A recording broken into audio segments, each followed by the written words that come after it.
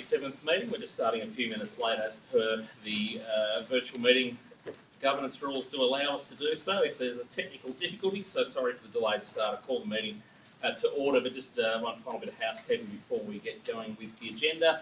I'll just check that Councillor Simpendorfer and Councillor Watson can both hear me okay. If you could raise your hands if that's the case. Yep, thank you very much. And just a reminder, you will need to remain visible for the entire meeting. And I know that Officer Klein will be able to see and hear as well if that's the case. Councillor Simpendorfer, we're going to start with you for some audio, please.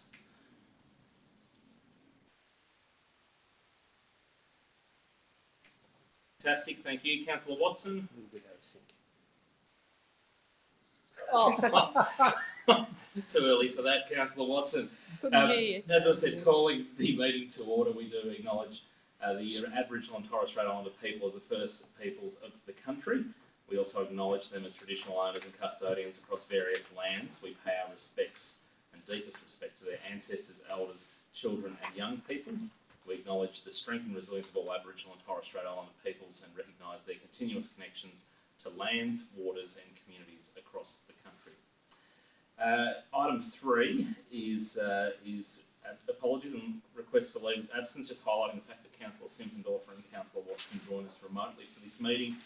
Councillor Lowe has requested a leave of absence from today for a total of 4 weeks, which takes us through the 25th of July, and I believe Councillor Cooley from the 29th of June to the 23rd of August. Did you get those dates? From tomorrow to the 23rd of August. From tomorrow, being the 28th of June, yes, through until the 23rd of August. Leave granted, thank you very much. Declarations under the Acts, Regulation Codes or local laws, nothing there. Thank you, Acting CEO. Conflicts of interest, councillors, any to declare? I'm not aware of any putting into the room. Thank you. Confirmation of minutes from the previous meeting. We've got 2 batches here, councillors, so what I'm looking for is a mover and a seconder for May 16th, that they are correct as circulated. Somebody there. Thank you, Councillor Simpendorfer moving. I've got a seconder. Thank you, Councillor Hall. Does anyone wish to speak against that batch of minutes? No, we'll carry that one. Thank you. Also, the May 30th meeting as circulated. Have we got somebody to move that they are correct? Thank you, Councillor Hall. And a seconder. Councillor Mildren, thank you very much. Anyone wish to speak against? Minutes are carried as correct. Item 7 is Delegates reports, folks. I'll give you a quick verbal update. Myself and the Deputy Mayor have been in Canberra and Melbourne in the past week. You'll see a full written report of both of those conferences at next month's meeting. Into item 8, which is our items for determination. 8.1 is our council plan. There is a recommendation there amongst that for you, councillors. Does anybody want to move a motion? As per recommendation, Councillor Watson. Thank you very much. Have we got a seconder? Councillor Simpendorfer, thank you very much. Councillor Watson.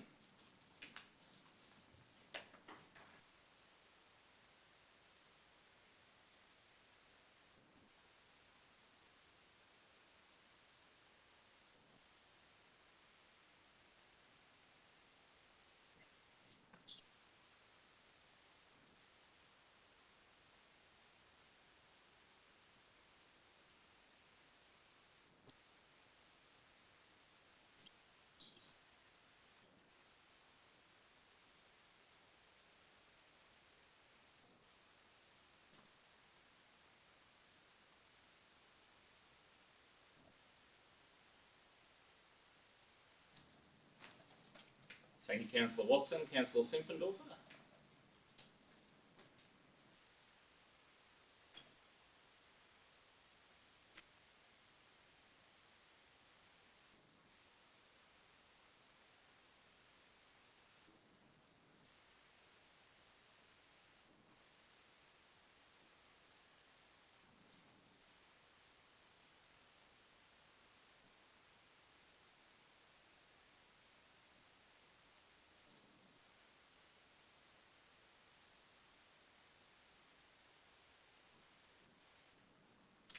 Thank you, Councillor Simpendorfer. Councillors?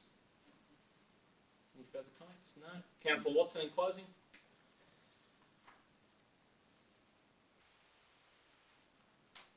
Thank you very much. I therefore put the motion. All those in favour? Carried unanimously. Thank you, Councillor Watson. Item 8.2, the community feedback on the draft budget. Councillors, a recommendation is there on page 52 of your 545. Somebody like to move a motion? Councillor Cook, as per recommendation? I'll get a seconder. Got a seconder? Thank you, Councillor Simpendorfer. Councillor Courty. Thank you, Mr. Mayor. I would like to say I move as per recommendation. I would like to first of all thank everybody who participated in the budget process and in making submissions and giving us feedback. I would like to thank the community, and I encourage everyone to continue participating and increase participation levels. I thank the staff for facilitating this difficult process, and I thank all the councillors who were there at all times to take feedback from the community. As for recommendation, it has been recommended to us that we leave all the items of the budget unchanged except for the submission by Flying Fruit Fly Foundation towards development of an outdoor performance space, which is a one of 20,000, which I think, in my opinion, is a great cultural event to attract, with the possibility to attract tourism. I am not one for giving money away. However, as it is a one-off event and a beneficial event, I support this. Another thing I would like to point out is the question that we received about the level of cash we're carrying, and the response provided by council officers that how these cash reserves are going to be used. I will preempt by saying that I have a question that I received a bit later to Officer Klein, but I guess I will ask it in the course of the discussion. Thank you. I didn't turn my microphone. Thank you, Councillor Quilty. I'm so sorry. I'm just going to adjourn the meeting just for a moment, folks. We've just got one more technical difficulty that looks to be a streaming-related matter, not a us matter. So we will just adjourn for another 5 minutes, and we'll continue or resume the debate with the seconder in just a moment once we've got that.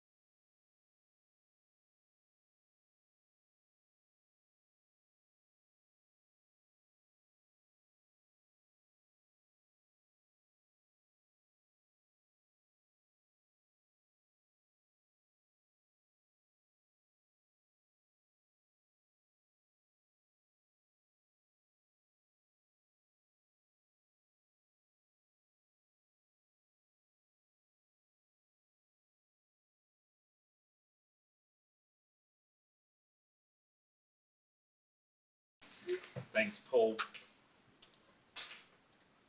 All right, we're back. We're at item 8.2. Councillor Cook has just spoken in support of a motion as per the recommendation of Councillor Simpfendorfer. Over to you as the seconder.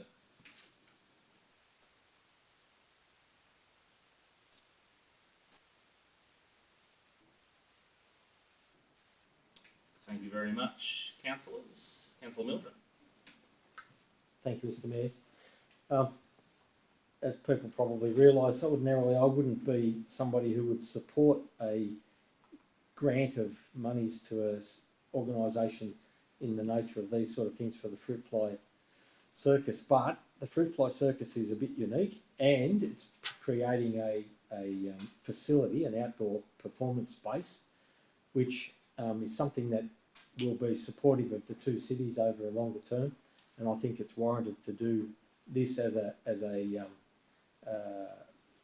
infrastructure facility over longer term. It's a one-off contribution, and in the circumstances, I think it's warranted. And given the iconic status of the Flying Fruit Fly Circus, I think this is probably a good solution, despite the fact that I tend not to support grant monies out of ratepayers' funds. I think this one's worth it. Thank you, Mr. Mayor. Thank you, Councillor Milton. Councillor Hall. Yes, I've just written a little bit here. So some of the submissions we received did not require monetary changes to the budget, but are acknowledged as feedback which council has taken on board and/or would possibly look at in future budget planning. Other feedback submitted does require us to look at the financial implications to our budget, such as the request by the Wodonga SES. There is certainly a case to support our Wodonga SES volunteers to improve accessibility to their premises. This is on council-owned land. Their budget submission isn't unreasonable, and I support the officer's recommendation of undertaking an investigation on the requested $125,000 spend before committing council funds to the project. As mentioned in the report, this budget request could come out of the 2021-2022 council cash surplus or be incorporated as a variation in the 2022-23 budget going forward. I always believe in due diligence never goes astray. It's always a good thing when using council funds. There are submissions that are listed in the report. Council officers have provided replies and recommendations accordingly. Some will possibly go into operational expenditure and the council's budget planning further down the track. So I support the recommendation that's been put forward. Thanks, Councillor Hall. Councillor Watson, did you have anything before I go to Councillor Quilty in closing? Thank you very much. Councillor Quilty in closing. Thank you, Mr. Mayor. May I refer a question that I received a little bit later to Officer Klein? Would you be able to answer? Yep, that'd be fine. Thank you very much. Officer Klein, I was wondering if you could provide any further details in relation to the response we gave to the informal submitter commenting on our cash reserves.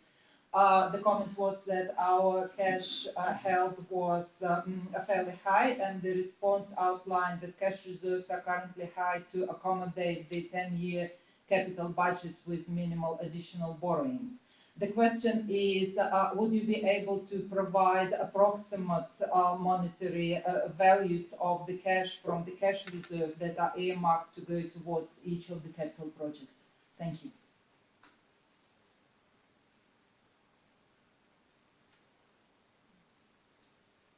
Thank you for your question, Councillor Quilty, and through you, Mr. Mayor. So there's a number of large projects in our capital budget, predominantly Barranduda Fields. So there's over $10 million or almost $20 million worth of projects at Barranduda Fields, which are funded half by council, half by federal government funds. We have in our budget at the moment also a number of projects which will carry over from that haven't been completed in this financial year, totalling about $14 million.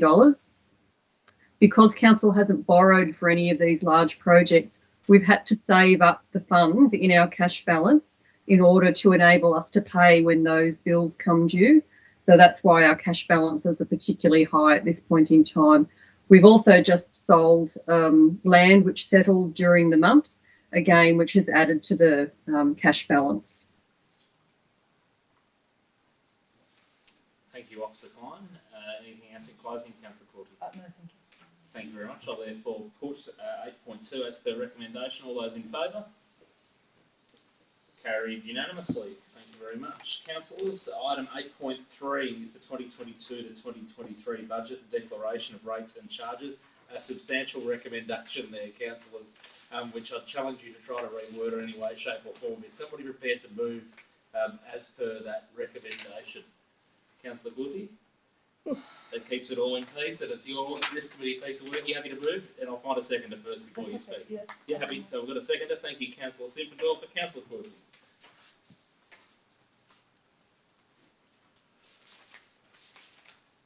Oh, I'm sorry, Mr. Mayor, I got confused. I'm not prepared to move now. Sorry. Okay, so do I have a mover at all of the motion? I'll move it. As per recommendation, Councillor Hall. Yeah, I'm just still trying- happy to second Councillor Simpendorf. I'll take a nod. Thank you, Councillor Hall. Go for it. Okay. I'm not going to read out the. No, don't read out the motion. It's too long. Okay. We'll be here all night. Nothing else. I'm just going to look. We've talked about the budget when it went out for draft, and there's just been some a bit of because some of the funding due to will required from the going for the federal elections has been distributed into the budget. So we've got this recommendation which explains it pretty thoroughly there. But anyway, so I'll just read out what I have to say on the budget going to be adopted. Since I was first elected to council, I focused on trying to address high costs of our council rates and debts. We as a whole of council have gone some way in achieving this over the years. This has been achieved by considerable hard work and commitment by all the council. So not just the council staff and councillors. I would like to do more in this area as a councillor and will continue to advocate for this, but we also have to be mindful of providing the services and maintenance to our council assets that many in the community want and expect. This all comes at a financial cost. We as council should always strive to do things better and most cost effectively. We as a council are very mindful of this. A rate rise of 1.5% in the 2022-23 budget is 0.25% under the state government rate cap.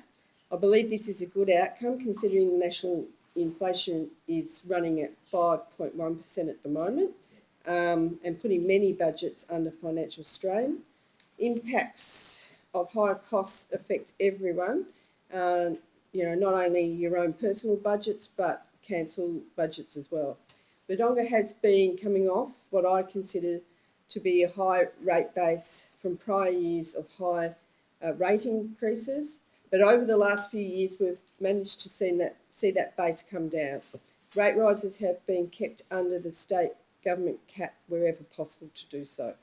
Our council borrowings at debt have also dropped considerably over the years. It now stands at nearly 10 million less than what it was back in 2016-2017 when I was first elected onto council. Even with the proposed new $5 million borrowings, which would go towards the purchase of the council depot, we are still significantly under the debt levels of the past, and this will continue to allow us to have an ambitious capital works program going forward. It is my view that even if the economic conditions were to change considerably in Australia, we are in a very good financial position to weather any economic slowdown, especially if the Australian economy was to go south. Our financial position as it is now puts us in good standing going forward. I'd like to thank Officer Narelle Klein and her team, and for their continued hard work in the preparation of our budget, and to our acting CEO, Deborah Mudra, and her staff. We will endeavour, as I said, to provide the best outcomes. We're always mindful of rate rises and what that means to our community, and we will continue with that hard work going forward. Thank you.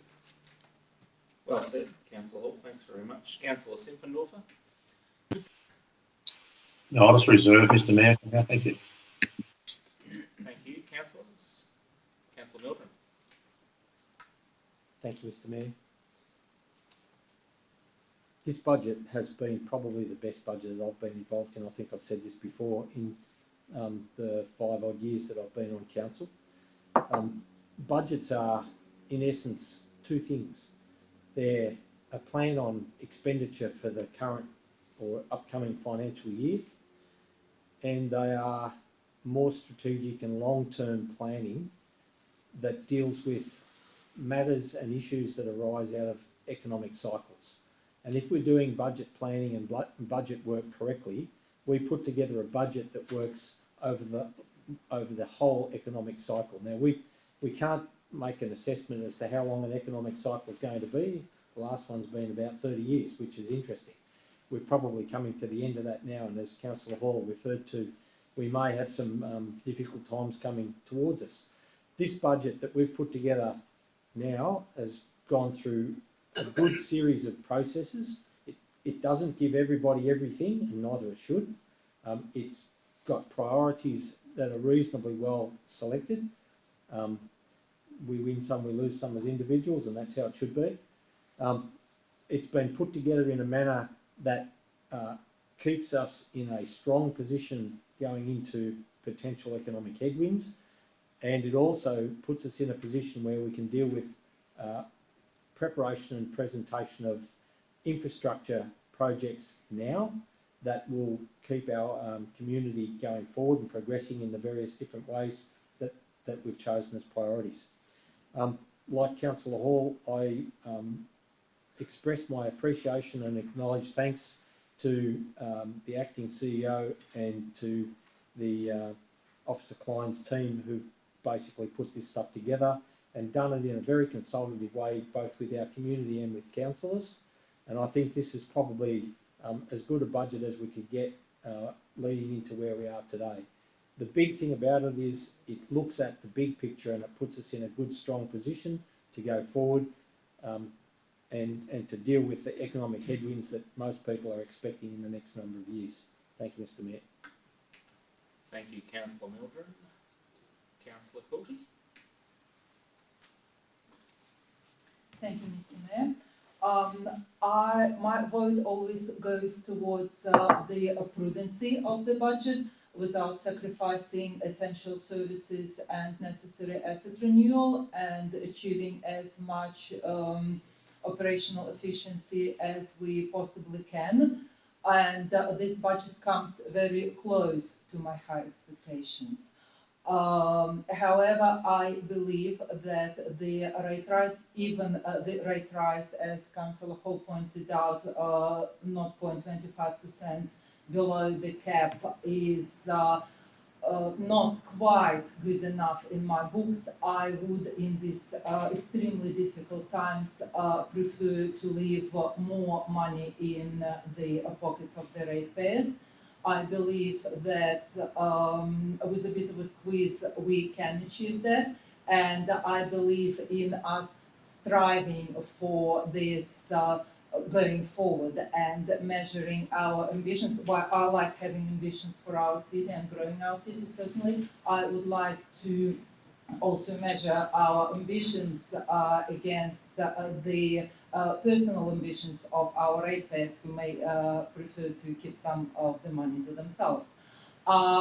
In saying that, I would like to say that this is my second budget process, and compared to my first one, I'm extremely satisfied with the opportunities we have had, and I'm very grateful to the officers who have given us ample, genuine opportunity to participate as councillors and facilitated our community consultations and incorporated a lot of that into the budget process. I would also like to thank my fellow councillors for providing their feedback.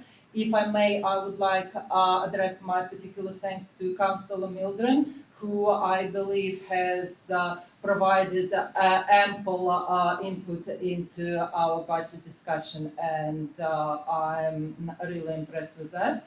I would like to point out that while I'm not supporting this budget because I want a lower rate rise, I would like to be clear that last year I did not support the budget this much, and this year I'm not supporting it this much.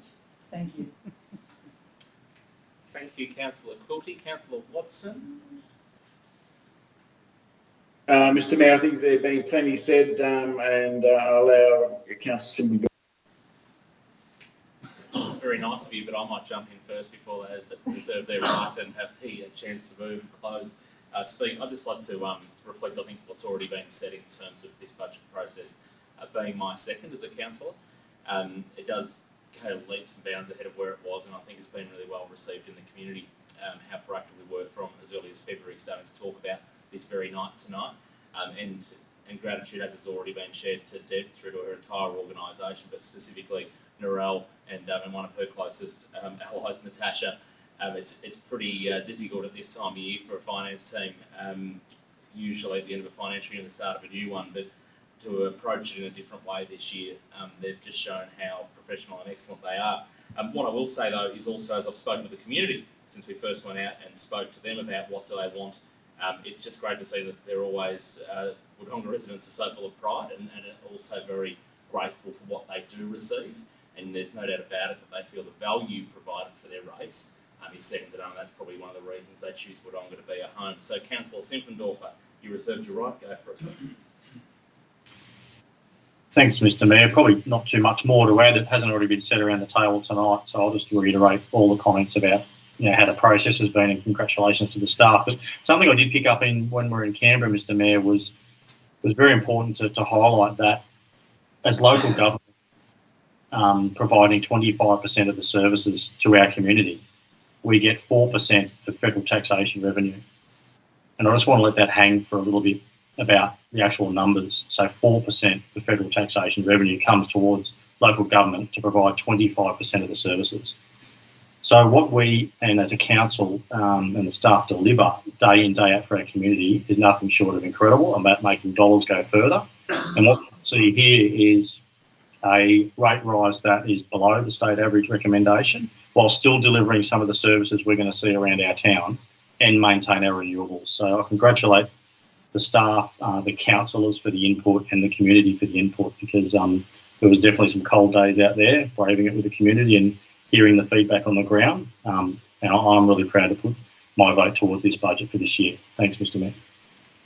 Councillor Simpendorfer, in closing, Councillor Hall, or happy to leave it there? Yep. Thank you very much. I'll therefore put the motion. All those in favour? All those against? And that's carried 5-1. On to item 8.4, the Priority Projects 21-22 update. Councillors, there is a recommendation there. This one's specifically around master planning for the Diamond Park precinct. Somebody prepared to move a motion? As per recommendation, Councillor Simpendorfer, I'm going to put you down as second to Councillor Watson. So, Councillor Simpendorfer.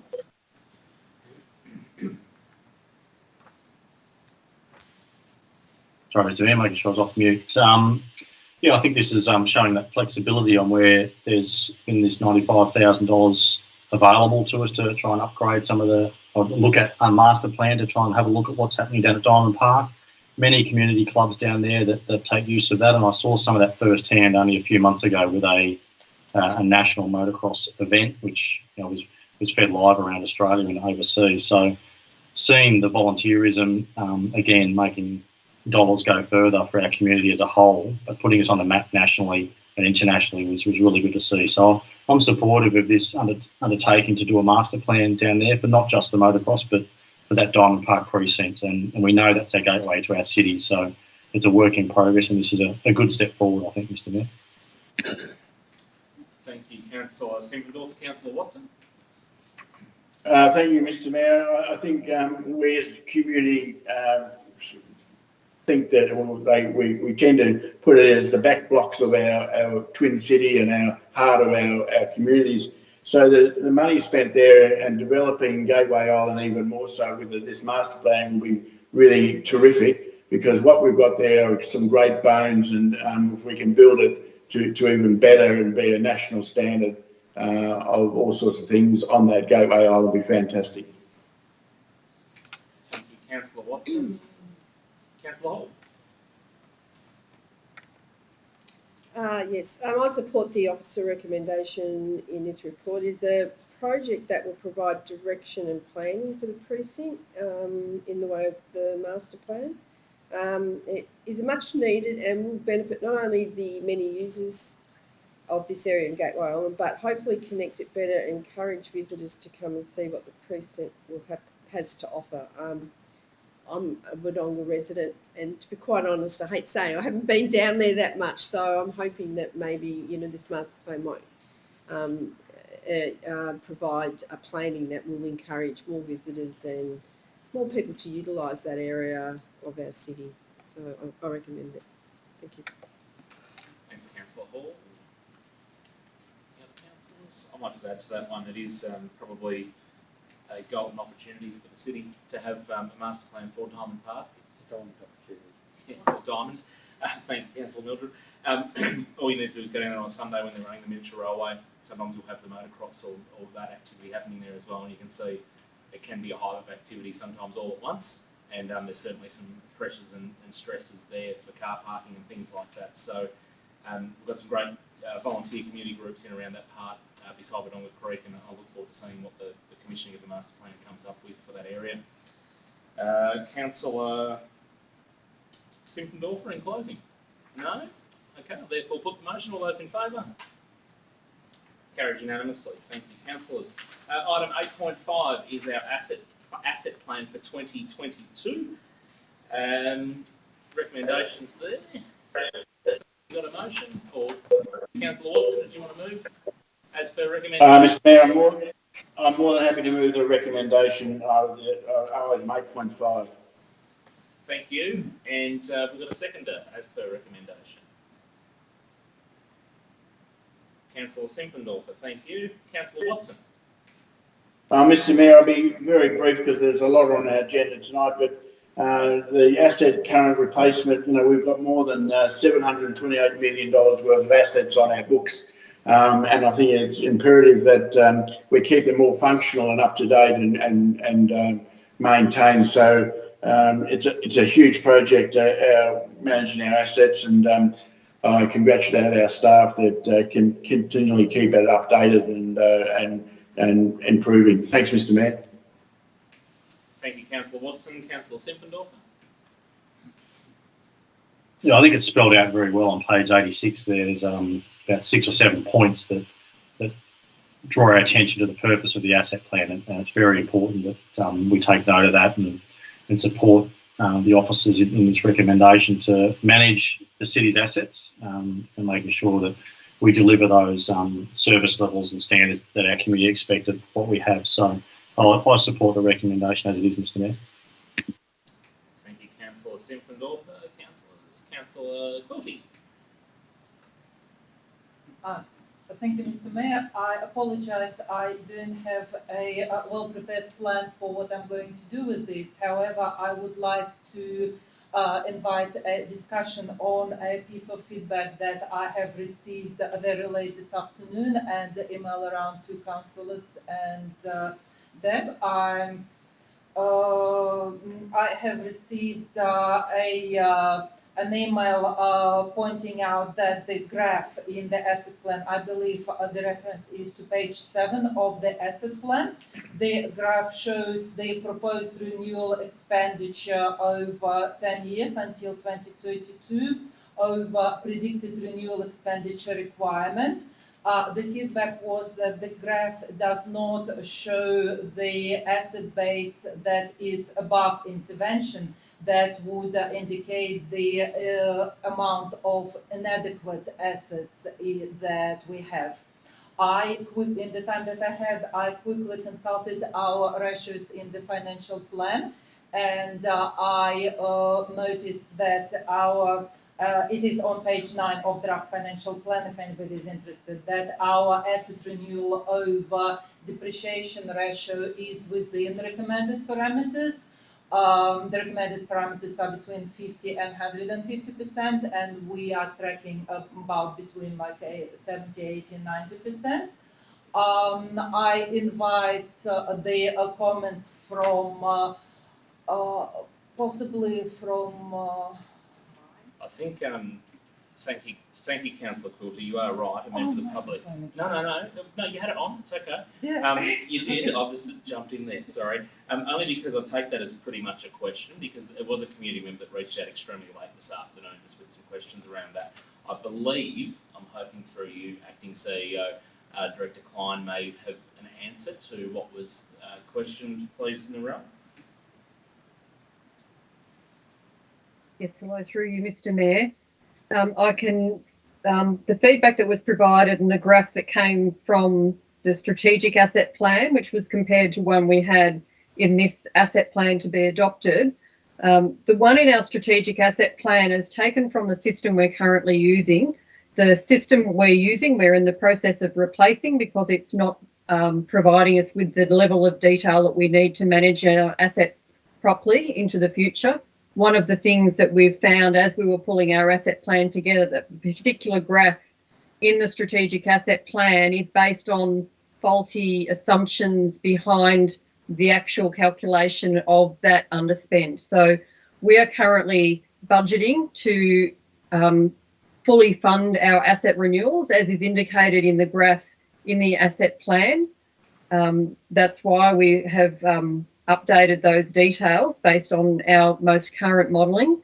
The strategic asset plan together about this time last year and brought up through council, so it is a little bit older. And as I said, it's pulled from the system, and we've identified that there's actual flaws in the calculation of that trend line. So I would say that I've got faith in the one in our asset plan. We probably need to look at updating the one in our strategic asset plan because it is based on that forward modelling.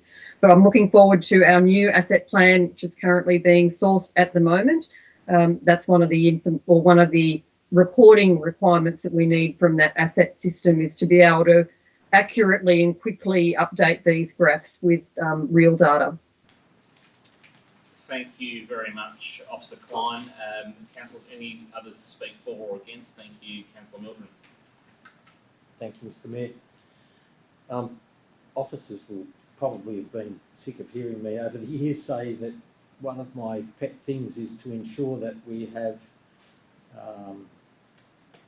the maintenance and renewal of all our asset classes kept up to date and to be funded every year without fail. And early on, when this plan was being first put together and spoken of, I had some criticisms about the things that have just been spoken of broadly, and I recognised in the intervening time since then that there are changes afoot that will rectify many of the issues that I had. But at the end of the day, an asset plan is still a work in progress, and an asset plan should, in my opinion, fundamentally be focused on, first and foremost, ensuring that we keep our assets up to date, or we make those decisions to say that we no longer require an asset, which equates to the same thing.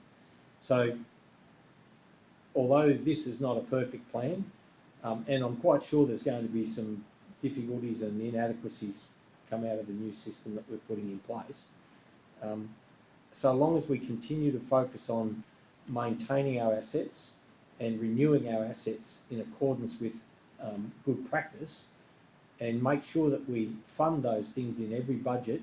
It's part of the budget recycle process over a long period. We should be doing it over the whole economic cycle to ensure that it fits together. So long as we keep doing that, then I'll be satisfied and accept that the plan we have is not perfect, but it's working in the right direction. Thank you, Mr. Mayor. Thank you, Councillor Mildren. Councillor Watson, in closing. Nothing, Mr. Mayor. Thank you very much.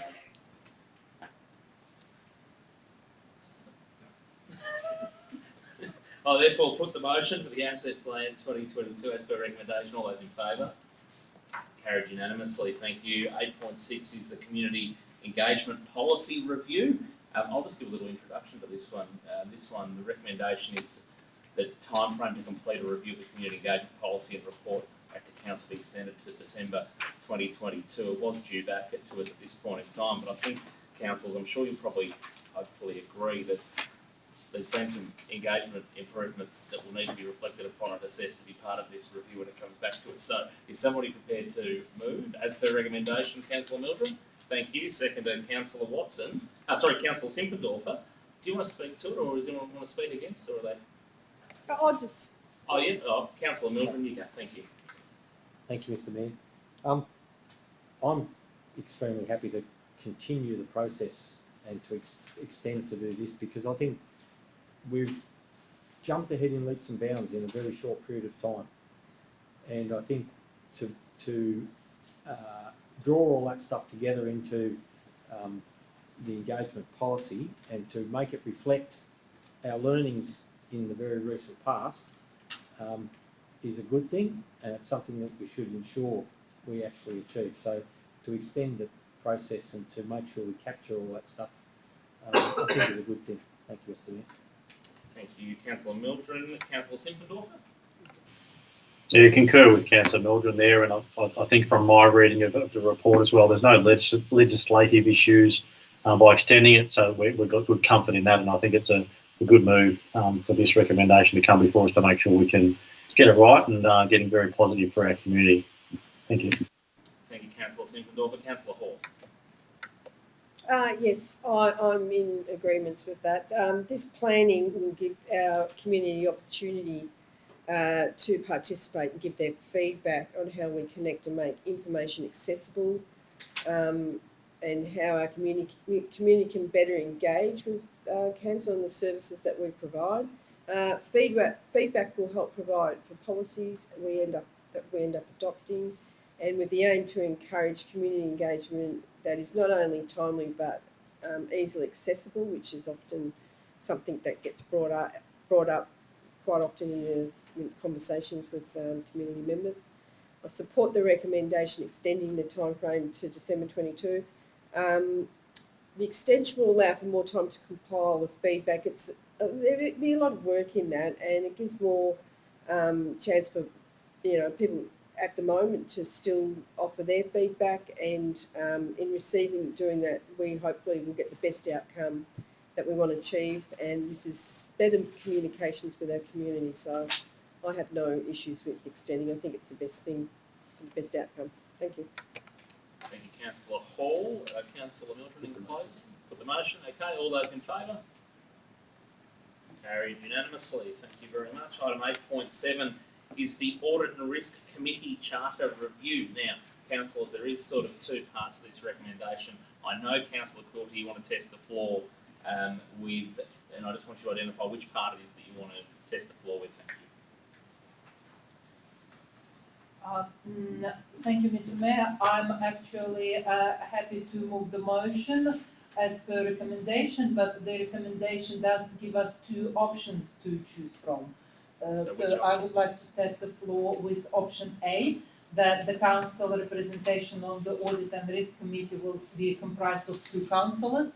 At the moment, we have one councillor, and therefore the quorum being one councillor and two external members.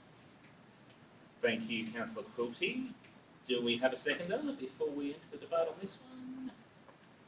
Councillor Mildred, thank you. Councillor Quilty, speak to your motion. Thank you, Mr. Mayor. This recommendation is not limited to changing the composition of the committee. There are two more points I would like to say at the start in case I forget. Further recommendations are to include continuous improvement principle and to remove the compliance management requirements clauses from the charter. As for the composition of the committee, I believe that option B is not, well, for me, it's really not an option. I think it is vitally important to have a councillor present at all the Audit and Risk Committee meetings. Therefore, the proposition of the quorum being 3 members is, in my mind, not as good as the quorum being 1 councillor and 2 external members. I must admit, I would like a councillor body on the committee, not to reduce my workload. I'm not going to, I don't want to scare you by saying you'll have to do half of what I do. However, another set of eyes, especially the eyes that don't have financial backgrounds, would be really useful, because it's often, more often than not, it's not financial background, it's common sense. Secondly, I have noticed I have almost become an assumed portfolio councillor, and I would like to dilute that a little bit. I think it will be beneficial. It will be beneficial for other councillors to have this experience. And the option that we have now, finding a proxy if I cannot attend the meeting, is a bit difficult, because the task is onerous. There is a lot to read. Oh, I shouldn't be saying that, or nobody will put their hand up. But there is a lot to read, and the meetings are quite long. They take at least 3 hours of your afternoon. So finding somebody quickly is not an easy task. It's better to have somebody committed. So I'm really urging one of my fellow councillors to put their hand up to be my council body on the committee. Now, the other thing that I have here is compliance management. Our current charter has a few clauses that mandates compliance management. And if possible, I would like to invite Officer Klein to explain it in very simple terms, because I don't think I can explain it in very simple terms, so that we understand what we are voting for and why. Thank you. Thank you, Councillor Quill. With a sales pitch like that, I can see everybody putting their hand up to be your buddy. Officer Klein, can I please, it's probably a valid point around that compliance management removal. Hello, through you, Mr. Mayor. I'll try and do it as succinctly as I can.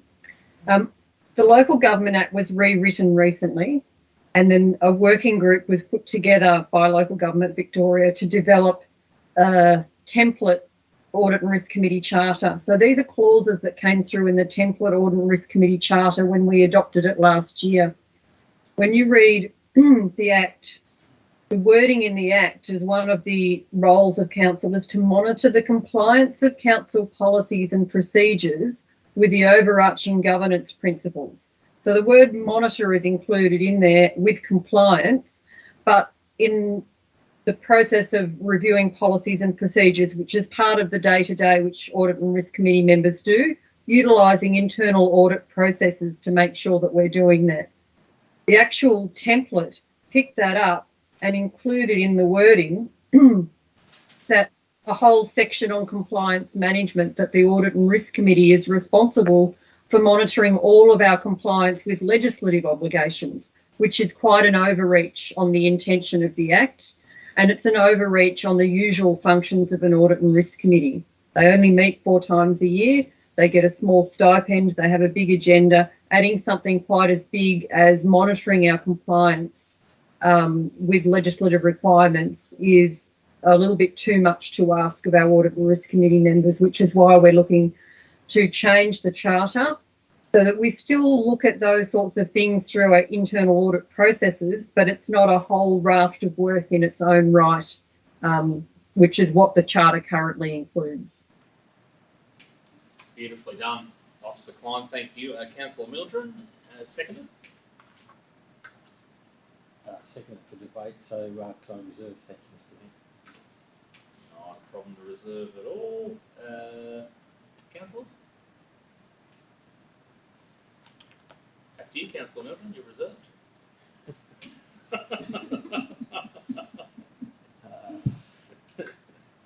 you, Mr. Mayor. There's a whole lot of things about this. I think it's appropriate that we have two councillors representing council on the committee for a whole range of reasons in addition to those of Councillor Quilty. It's another pair of eyes looking at the audit and risk processes through a different lens and with a different approach to, say, each councillor.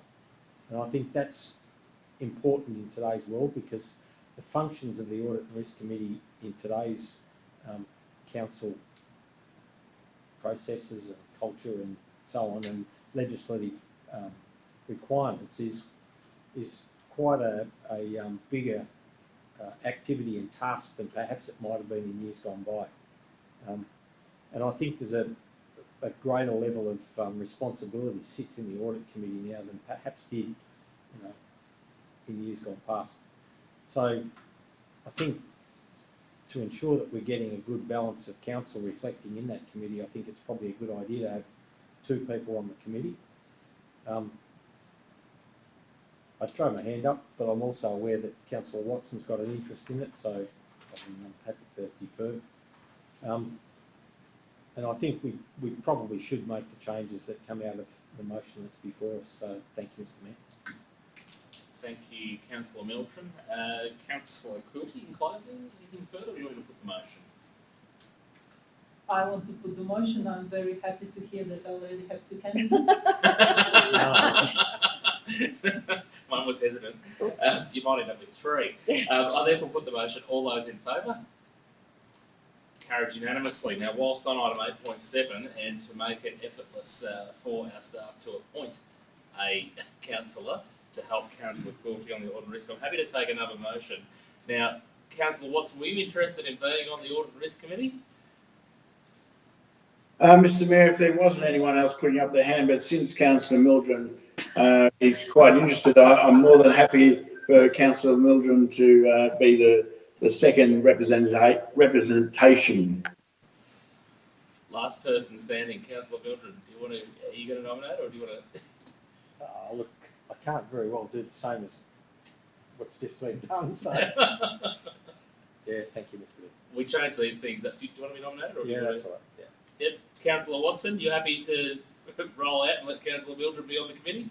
Or as long as we... Yes, I am, Mr. Mayor. Thank you. Yeah. Thank you. All right. Wording Thanks, of the motion is that Councillor Mildred takes up is appointed the second member of the Audit and Risk Committee as a councillor representative, something similar to that.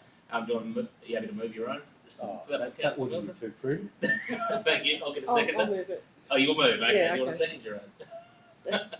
Thank you. Mover Councillor Hall, seconder Councillor Quilty. Does anybody wish to speak against?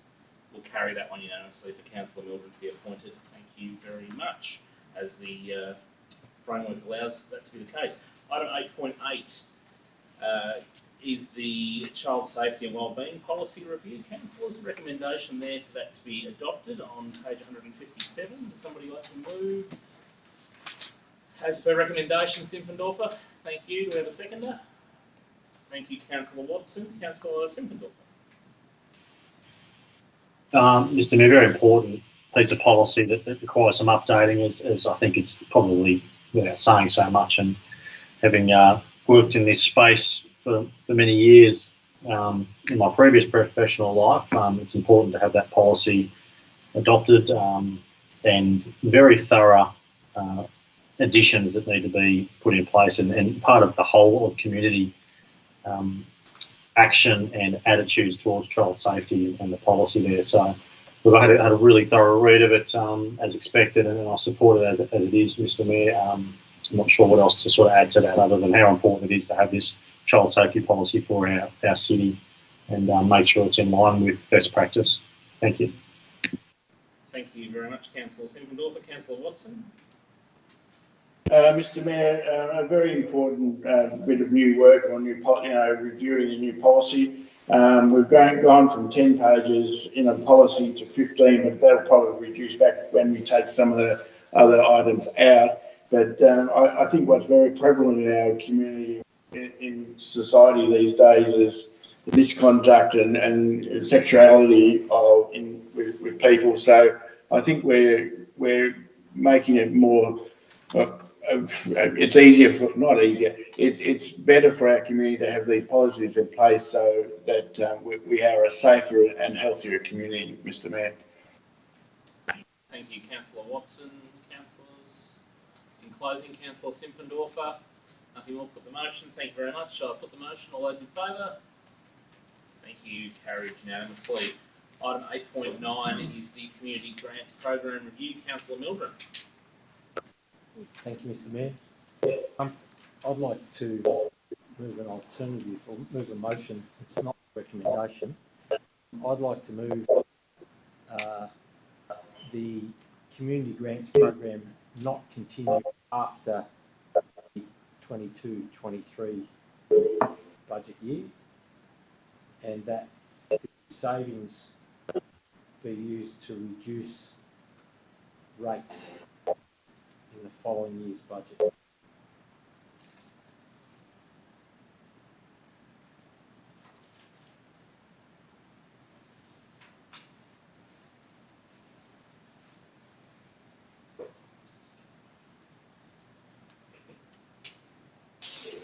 Thank you, Councillor Mildren.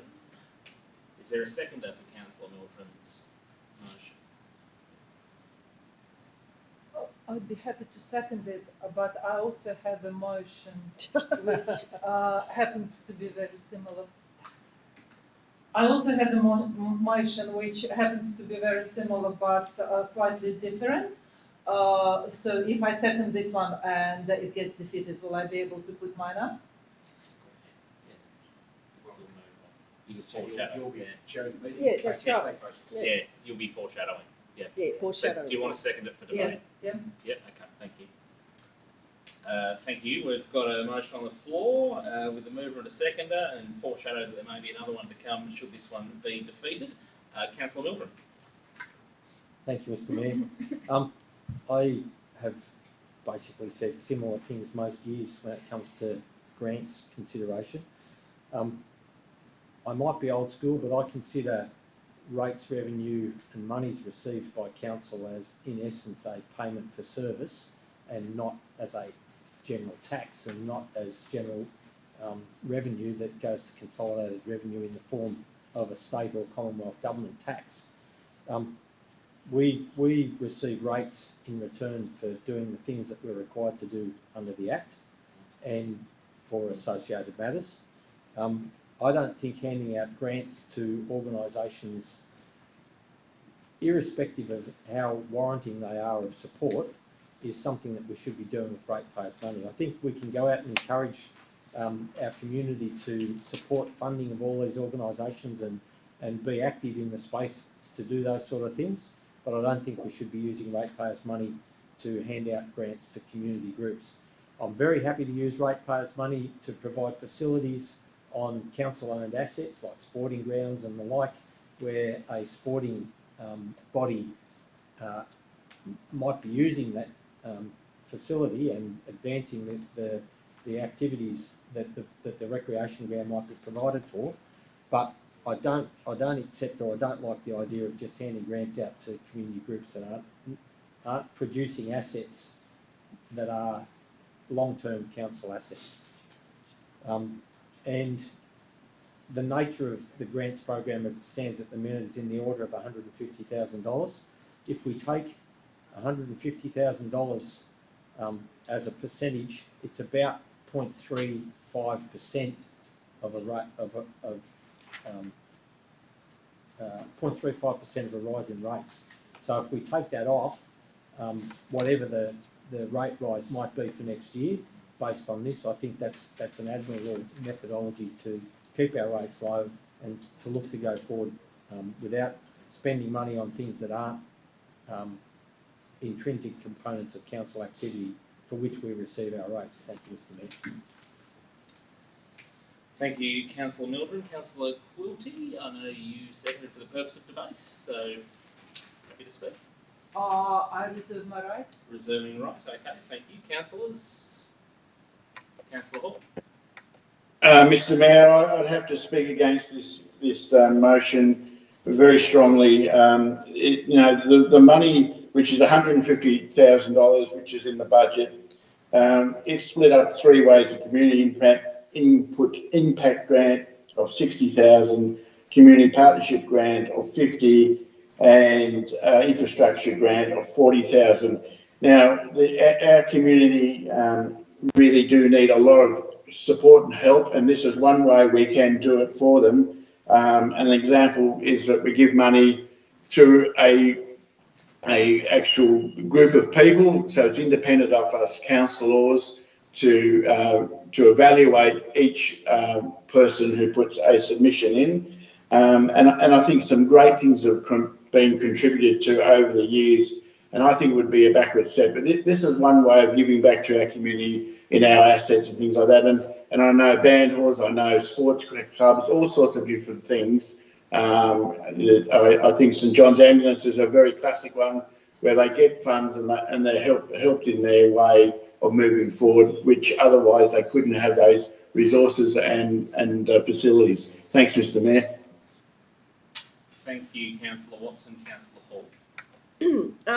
Yes, look, I'm two minds about this, and I do acknowledge Councillor Mildren's comments, and I do have my concerns about using the ratepayers' money. It has provided some good outcomes, but I'm thinking that maybe we should be looking at this in a different way. There is, the budget submissions that, I know it's a 12 monthly, one into the budget, every 12 months, but I think we can look at doing it in other ways rather than through this this process. And this is a continual commitment of 150,000 every year, and I think, I'm not going to support. I think I'm not going to support the recommendations that the officers have put up, but I'll have to make my decision with it. If I go with Councillor Mildred's proposal. Thank you, Councillor Hall. Councillor Simpendorfer, thank you. Yeah, I might as well jump in. Look, again, like was just said, I acknowledge the view of some of the councillors around the table and the motion that's been put up. But from my view and some of my conversations around the community, I think the 150,000 or the 0.2% of our budget, I think, at best calculation, and providing that to some of these groups through that process, but also that the three levels on what Councillor Watson made reference to, delivers outcomes and partnerships, and probably just as importantly, relationships with our council that probably can't be measured by $150,000. And like I said about taxation from our federal government, these grant recipients can make their money go a long, long way for outcomes for our community. So I actually might be supporting the motion to remove the grants program. I think it has its place, and we need to obviously do work to try and reduce rates. I just don't think this is the space to be doing it at this time, Mr. Mayor. Thank you, Councillor Simpendorfer. You have reserved your right, Councillor Coulter.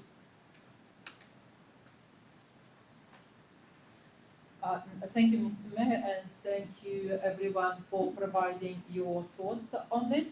Well, in essence, I very much agree what Councillor Mildren is proposing. I believe that it is not the role of the council to make this decision how we give money back to the community and which parts of the community we give money to.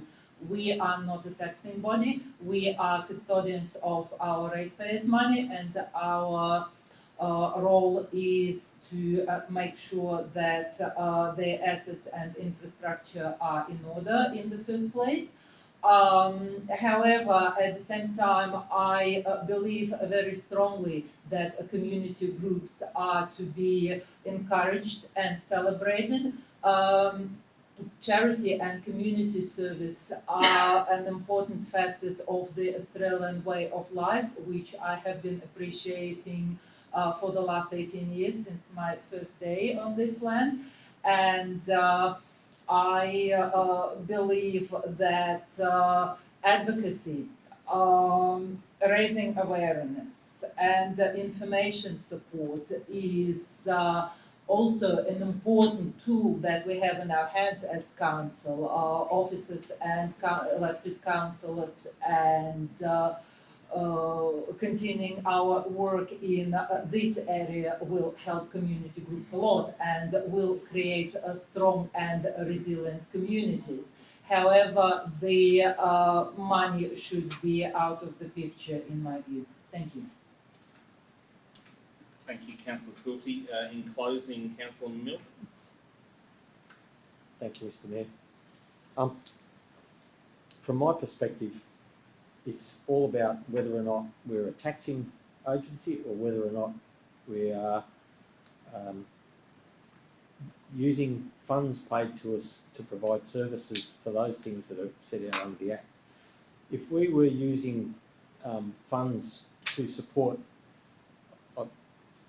groups in our community, and there are many of them, some of the land care groups and the like that work in our community, that work on our land and land that we have responsibilities for, if we were using ratepayers' funds to maintain and to enhance and use the volunteer labour of those organisations to improve what we do, then, and we called it community grants, then I'd be happy to have it happen that way. But handing money out to organisations for activities, I'll call them, it's a mix of a whole range of things, I suppose, but activities that, one, don't provide a fixed asset for the council, aren't directly connected to activities of the council. They may well fall into some of the less tangible policy areas that we have been encouraged to have under current manifestations of the Act, I suspect, but by and large they're not principal activities of the council. Whilst we're setting it up in the manner that it's set up, I think we should not even go near it, and that's why I brought this motion up. But if there was an alternative mechanism where we were using the funds to enhance council's direct activities, such as our land care groups and that, likes of that, I'd probably take a different view. But that's not what this policy does, so hence the motion that I've raised and the motion. Thank you, Mr. Mayor. Thank you, Councillor Mildren. Councillors, you've got the motion before you. I therefore put the motion. All those in favour? So can we have the motion again? What's the motion?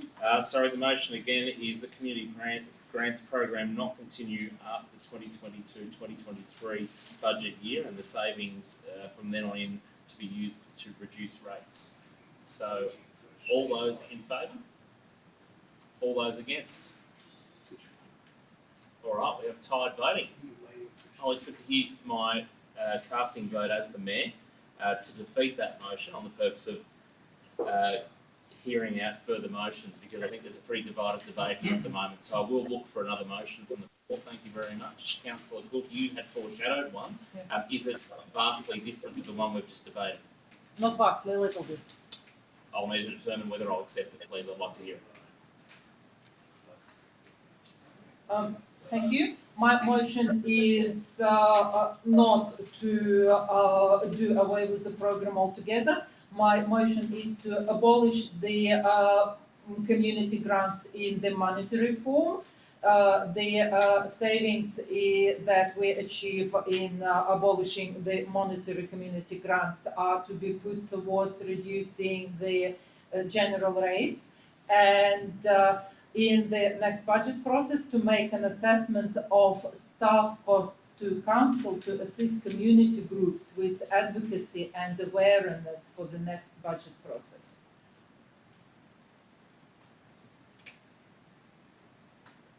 Thank you, Councillor Cook. There's a little bit in there just to process from. I'm just going to check with our acting CEO to see if she comprehended the motion and what impact that might have on the current.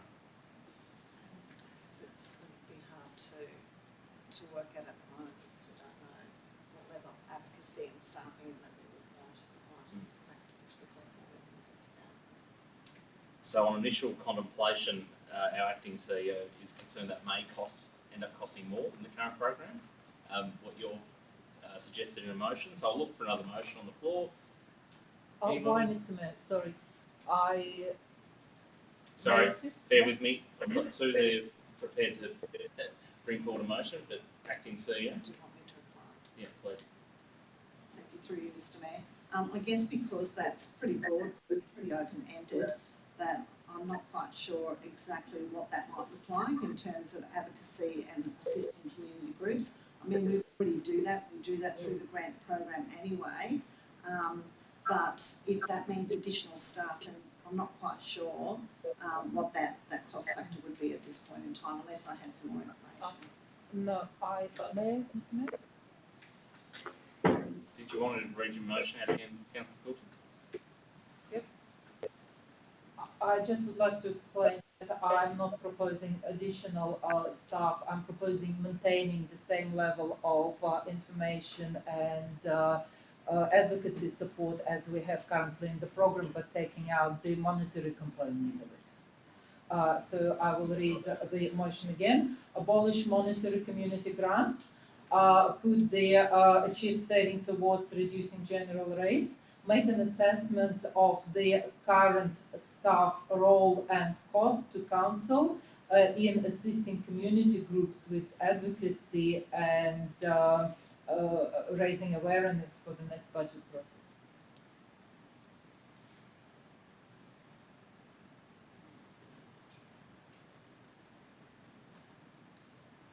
My purpose is not to abolish the program altogether, but to achieve savings through not distributing money, leaving the money in the ratepayers' pockets, but not discontinuing the component that we have in advocacy and information support. Through you, Mr. Mayor, I think outlined in the report, it talks about that if we were to not have the community grant, then positions would need to be lost because the positions revolve completely around and is factored into the community grants.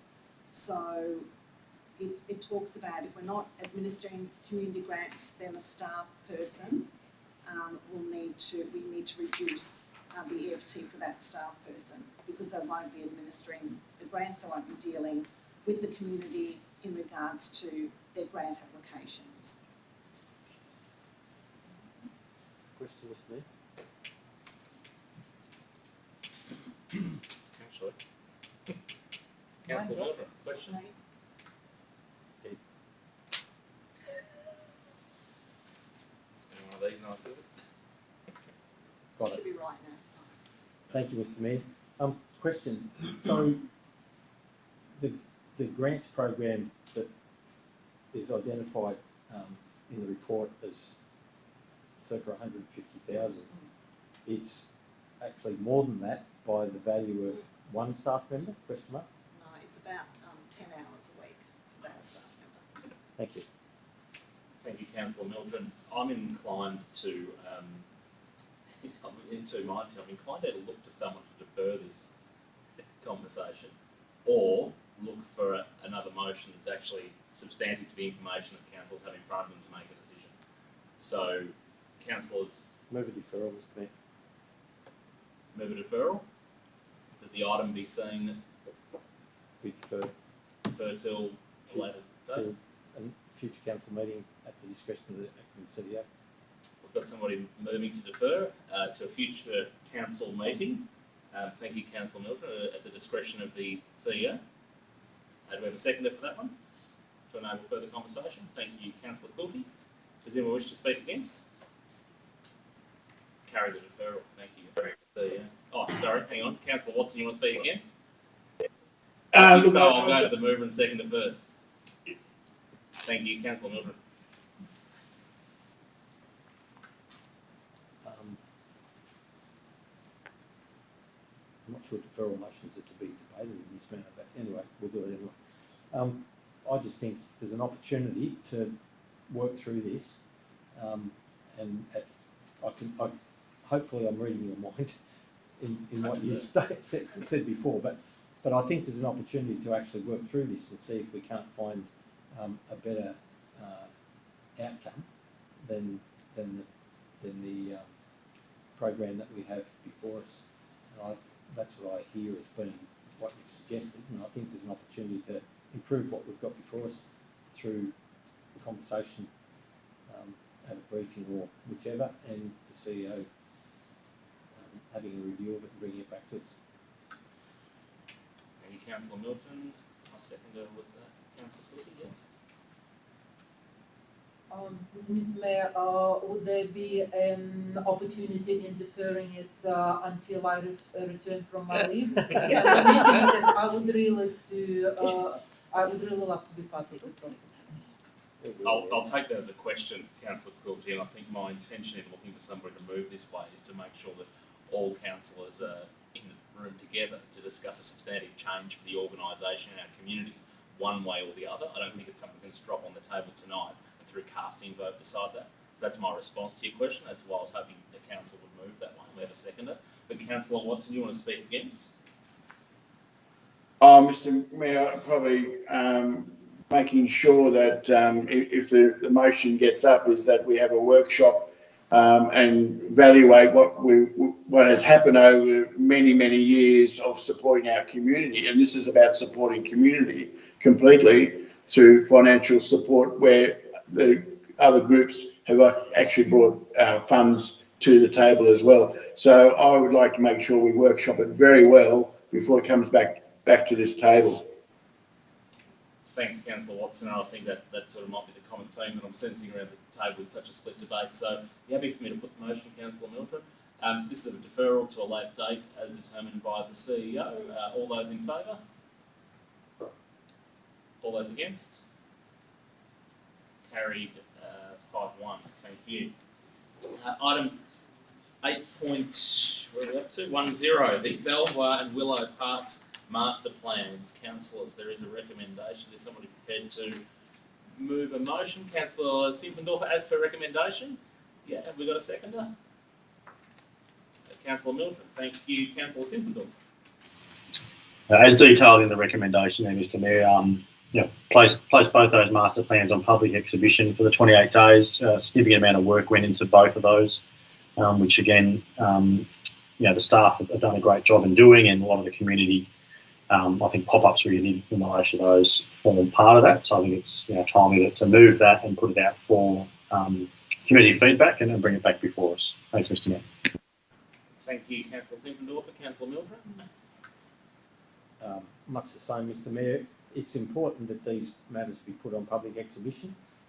By deciding tonight to put it on public exhibition doesn't mean that we've actually agreed with everything in the plan.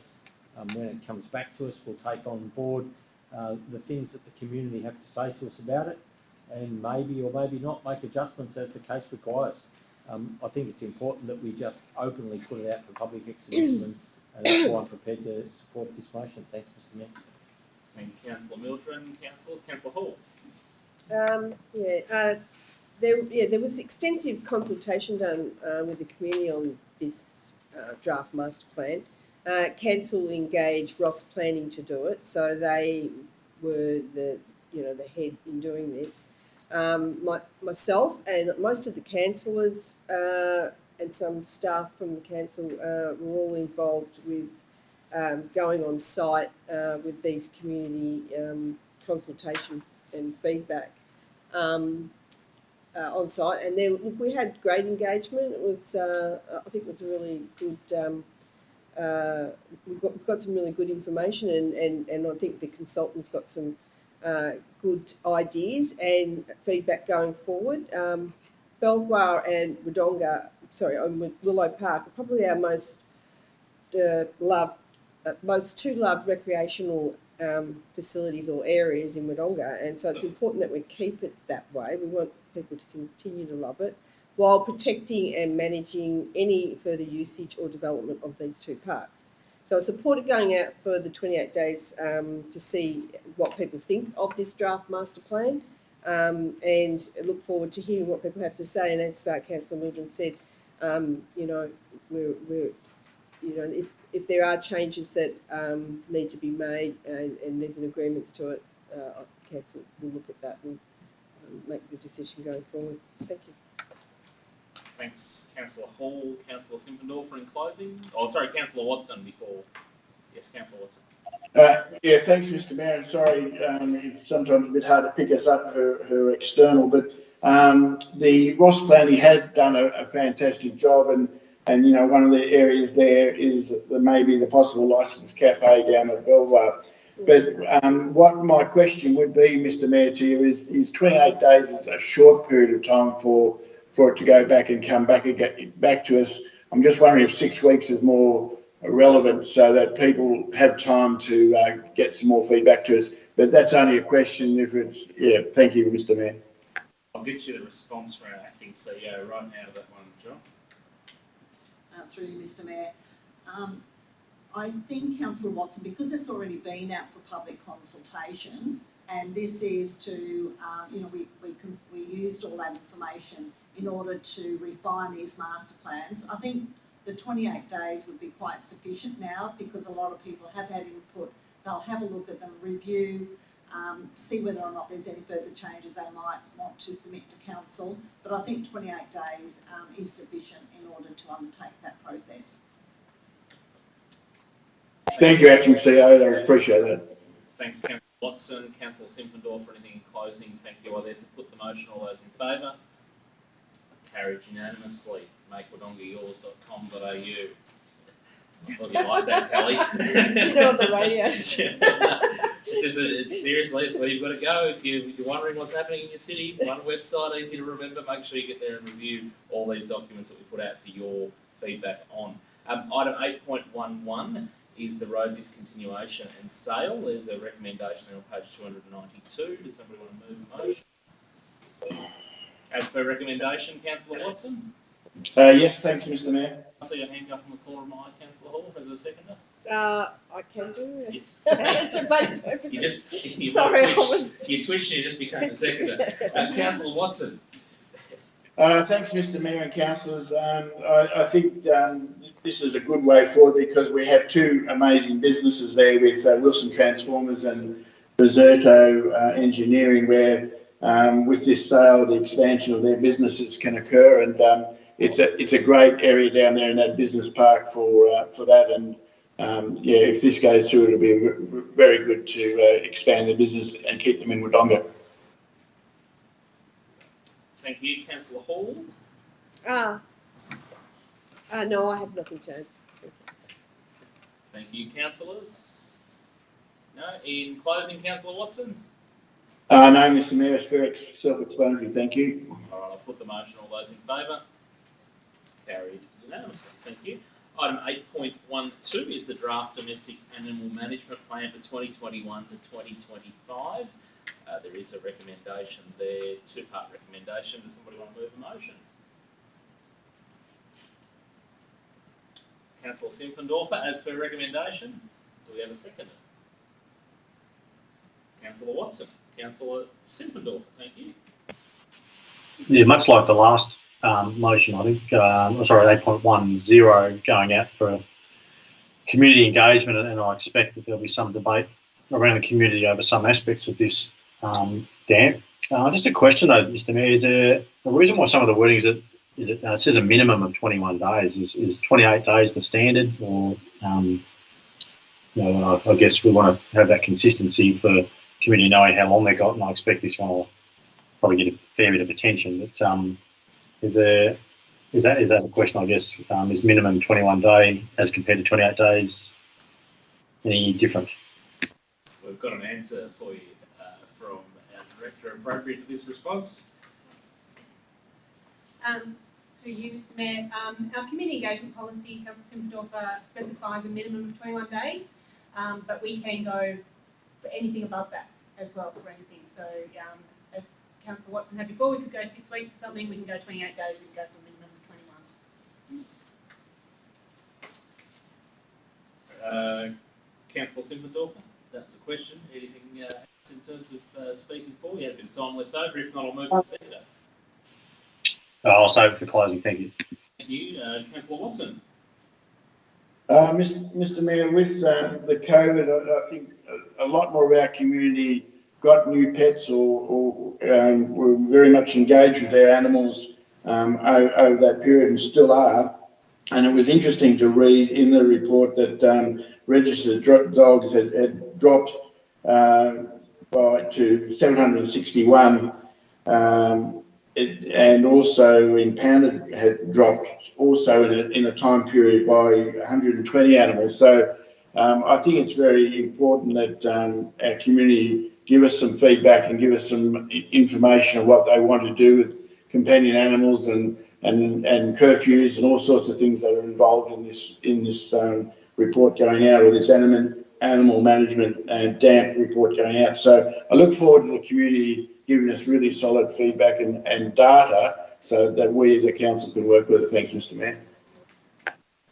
Thank you, Councillor Watson. Councillors? Councillor Hall? Okay. There are a few things I don't support in this plan, and but I will be supporting it to go out to the community for their feedback, because that's the most important thing, is to get community feedback on this. This will be provided to council once it's all received, and we'll make a determination whether or not I'll make a determination on what comes back and reflect on what the community feedback is before I support or don't support it. So, but I do recommend it going out to the community, because I think that's important to get that.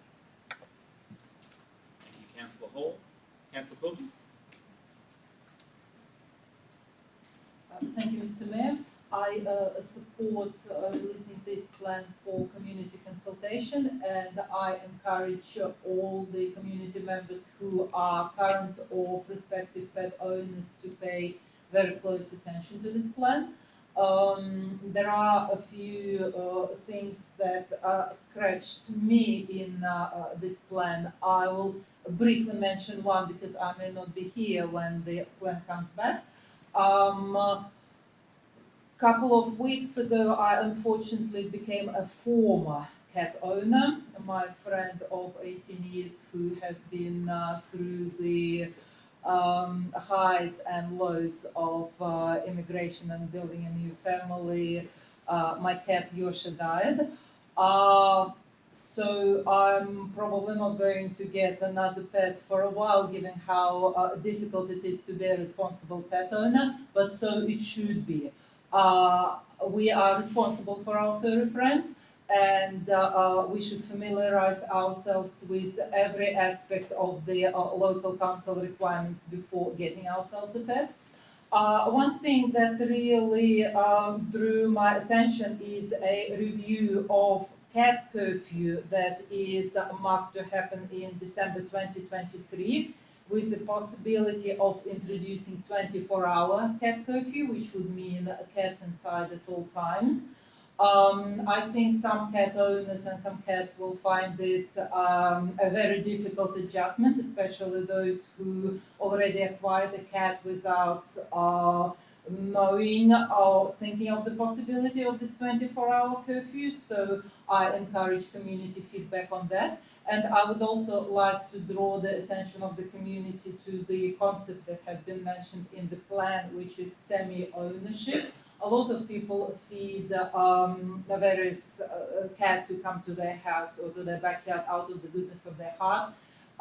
It's good that they are such kind people, but it's not good for the cats or for the community.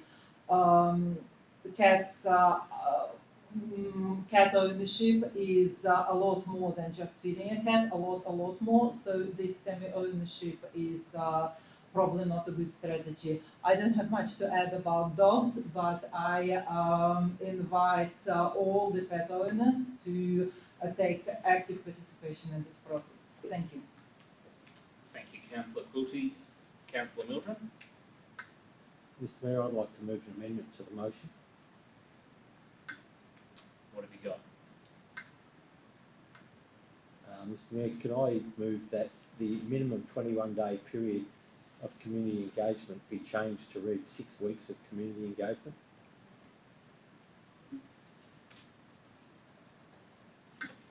Everything else remaining the same, just by nod. Is there a seconder on the amendment?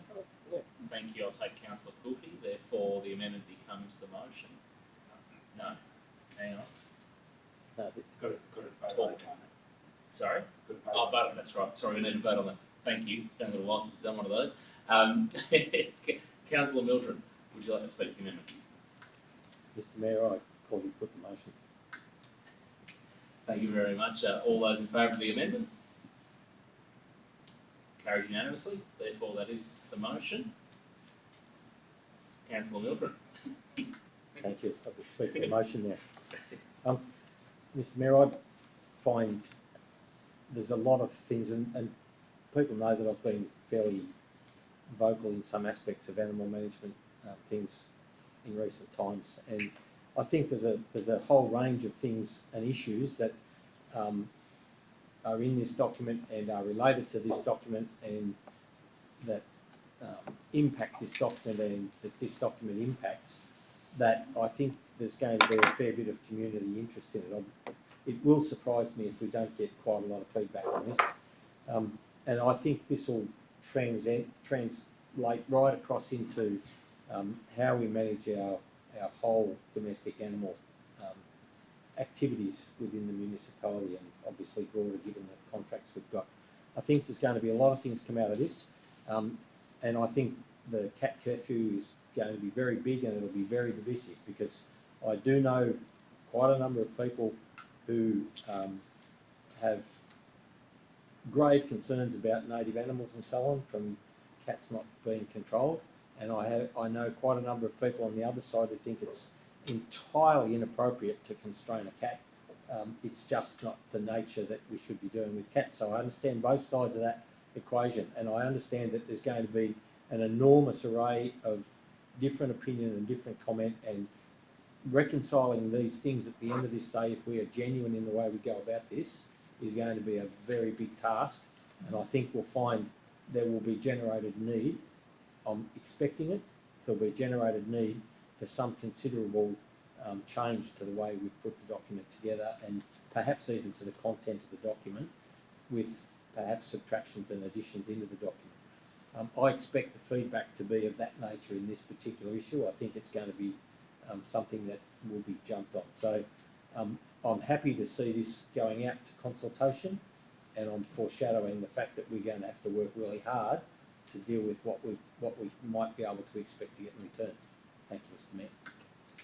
Thank you, Councillor Mildren. With the approval of yourself and the seconder, I'd like to perhaps put the motion, having heard quite a bit of debate, but I'll just look around and hope you all are okay with that. Oh no, hang on. I'll hear from the seconder then. Councillor Quilty, before I come to you, Councillor Simpendorfer. I have so much more to say, but Nothing further to add for now. Thank you. I want. Nothing further to add for now. Thanks, Councillor Quilty. Councillor Simpendorfer. Well, I'll be quick, Mr Mayor. I do want to ask a question about that amendment, but I missed the vote, and hoping that the extended time out doesn't impact on the Victorian cat management strategy in terms of reference, because as Councillor Milton highlighted, so it's going to be divisive, and some numbers that come out of the 79 other councils, 10 have a 24-hour cat curfew, 27 have a sunset to sunrise clause, 17 are considering a curfew, and 25 do not have any plans to introduce a curfew. So that in itself is divisive amongst other councils around the state. I know that the state government is looking to uphold consistency across Victoria with the precious wildlife and obviously the community frustration around some of the responsible pet ownership. So that also goes on to desexing. But like that's been said around the table, this is our forward-facing opportunity for the community to have a look at the entire domestic animal management plan and give us that feedback. So now's the time to do it. Please don't engage with us late.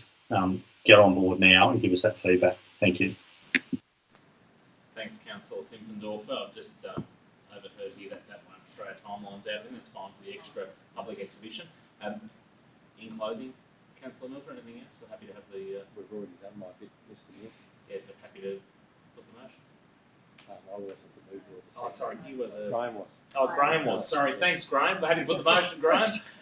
So what is, sorry, the motion again? The motion is, as per the recommendation with Thanks. the 6 Thanks, weeks. Councillor Hall. You're probably not the only one with 6 weeks Yeah, okay. instead of 21 days. Yeah. All right, I'll put the motion. All those in favour? Carried unanimously. Thanks, Councillor Watson. I could just see your hand in shot. Item 8.13, the Wodonga Planning Scheme Review for 2021. There is a recommendation there on page 340, councillors. Somebody like to move a recommendation or a motion of another sort? Somebody, anybody? Councillor Simpendorfer, as per recommendation. Thank you. Do I have a seconder?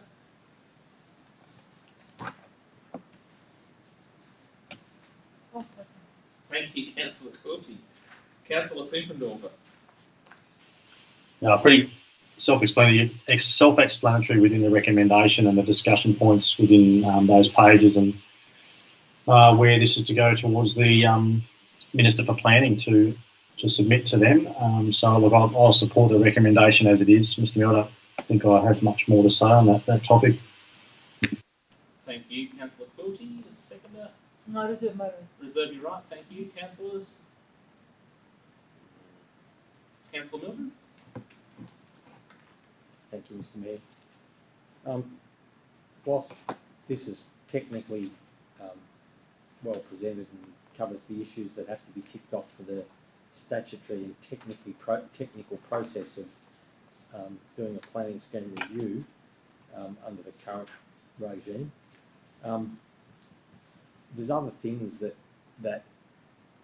are bigger picture things that I think ordinarily should be done and should come into the council arena, that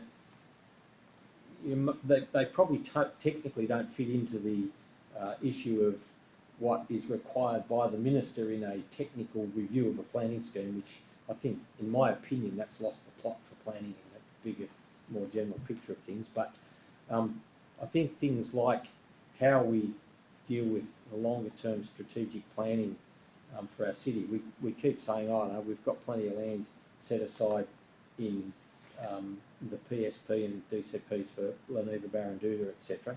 We've got a cookie cutter approach to the way we're doing things. Everything's homogeneous, so to speak, and we don't have wide diversity and variety in what we produce. We don't have things in the planning scheme that necessarily encourage diversity in what we produce in terms of socio-economic and demographic considerations. We don't have a lot of scope for, I'll pick one out, high-end residential development for, say, people that we might encourage to come and build significant facilities at Logic, for example. Those people have a tendency, and there's always exceptions to every rule, but those people have a tendency to look for the more exclusive residential areas on the other side of the river, and that's acceptable the way it is at the moment. We haven't put into our planning scheme those sorts of things. There's probably some higher end economic and spatial planning connections to the economics, urban economics, in terms of our industry and central business district stuff that we could be looking at as reviews in terms of what we do in our planning scheme.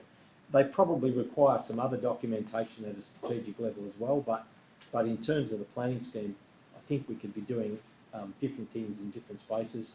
They're probably not things that technically have to be brought up in this process, and I accept and understand that the staff, when they're doing this, have to do this in the way the rule book ostensibly sets it out, which I can say this, the staff can't, but I reckon it's a nonsense the way it's structured, and it's tick boxes, and it's not doing genuine planning in the way planning was structured and set up to be when the Planning and Environment Act was put in place. Thank you, Mr. Mayor.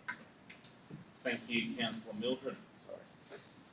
Councillors, are you reserved your right, Councillor Cook? I'll just say a couple of words. I take on board the opinion of Councillor Mildren. It is important to create the opportunity for all kinds of demographics and representatives in our city. So we should definitely endeavour to look at the plan broadly. That's not to say that I'm not going to support as per recommendation, but I think this is what we should keep in our mind for any upcoming reviews. Thank you. Thank you, Councillor Quilty. In closing, Councillor Simpendorfer, anything further? No? The motion, all those in favour? Carried unanimously. Thank you. 8.14. Now, councillors, we've got 6 tenders here. There's quite a few. What I'm going to do, if there's no objections, I'm going to look for a mover and a seconder. If no one wishes to speak against, I'll declare each of these tenders as carried. So the first tender, Barranduda Fields, the fencing and concrete. Is somebody prepared to move that tender? Thanks, Councillor Watson. Seconded, Councillor Simpendorfer. Is anybody planning to speak against? We'll carry that one unanimously. Thank you. 8.15, the tender for Barranduda Fields, the sport fields lighting. If I've got a mover and a seconder. Councillor Simpendorfer, as per the, and what's the seconder? Anyone wish to speak against? No? 8.16, I would have a crack at. Oh yeah, the next one, right, yeah, okay, so therefore 8.15 carried unanimously. 8.16, recommendations there, mover? Question? Question, before I get the motion? Yes. Okay, Councillor Milton, question. Thank you, Mr Mayor. My question is, why are we having a contingency sum included in a supply-only contract?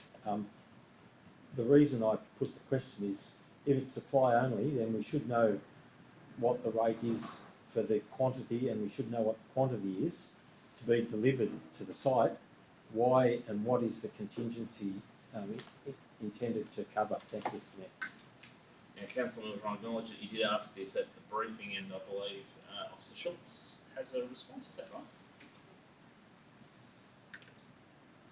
Through you, Mr Mayor, we are ordering, it's almost 10,000 cubic metres of soil or sand to be delivered to the site on a domed site. Our calculations are, as best, 9,935 cubic metres.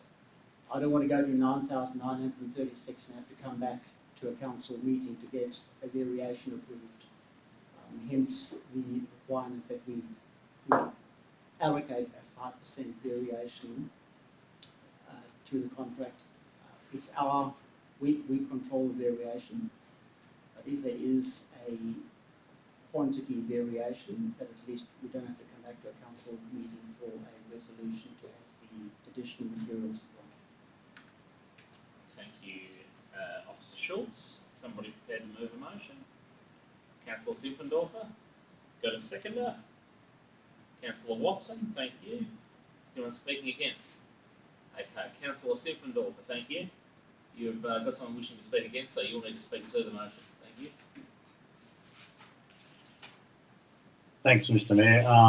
8.16, in relation to that construction works for the 2 soccer fields and the AFL Cricket Oval, I think it's moving our area out there at Barranduda Fields positively and get that works underway. It's gone through the process for the tenders as per that attachments and the recommendation of the report. So I'll be supporting recommendations of 1 and 2 in this light. Thank you. Thank you, Councillor Simpendorfer. Councillor Watson. Mr Mayor, I appreciate the remarks and comments from Officer Schultz, so more than happy to support the motion. Thank you, Councillor Milton. Thank you, Mr Mayor. Whilst I understand that it may be difficult to get the exact amount, we've got a tender that we've put out clearly for an exact amount, and if there is a level of uncertainty that we might want more, then shouldn't we be more open and transparent and say, and will allow a sum of 24,000, etc., to cover a unit cost or per square metre cost or whatever the methodology is, rather than to say cover unknown latent conditions, because I mean, that leaves such wide open things about this stuff. You know, I can understand that it might not be possible to be absolutely accurate in the amount, and I appreciate the fact that by doing a method where we have a purchase for additional amounts to cover that shortfall, if there is one, is a prudent way to go about it, because it means that we don't go out and buy more than what we need in the first place. I accept all that, but I just think really putting it in as to cover unknown latent conditions associated with the contract, I mean, just it leaves too many doors wide open. Thank you, Mr. Mayor. Thank you, Councillor Milton. Officer Schultz, you want to explain it further? Through you, Mr. Mayor, I don't necessarily want to explain it. I want to basically agree with Councillor Milton that the term latent condition under contract law in this particular case is probably not appropriate. I'm quite happy to strike latent conditions or unknown latent conditions out and just replace it with a quantity variation or whatever's going to be acceptable to the council.